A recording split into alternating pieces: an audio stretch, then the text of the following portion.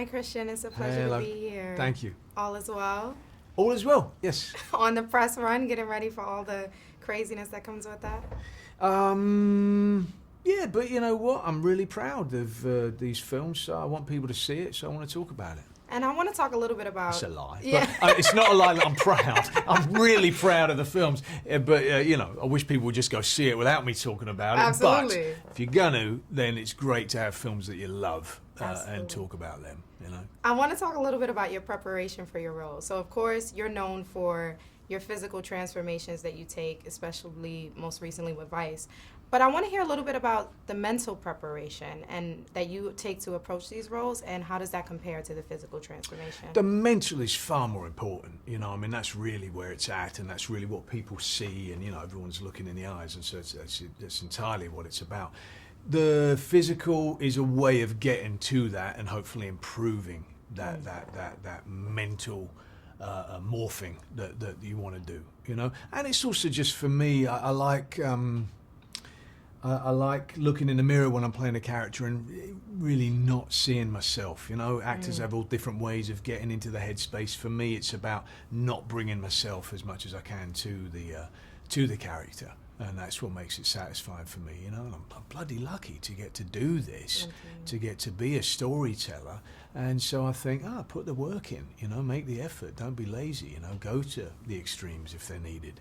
So because you go so deep with these characters, is there a cleansing process that you need to take to step out of them? There is a little bit, you know. I mean, there's no actor that doesn't enjoy going a little bit nuts, you know. I mean, that's the nature of the job. But yeah, you do find that there's a sort of a crash landing at the end of filming, usually when you sort of returning back to being yourself. Yeah. And so, transitioning to Mowgli, which we loved. We love Bagheera, Black Panther, that you play, of course. There's a particular scene where, when they're hunting with Mowgli, and he says, we look into their eyes. Yeah. Because we don't want their souls to leave alone. And then, of course, we have the ending scene with Shere Khan, something similar. Can you talk about why that's significant for the film and the message?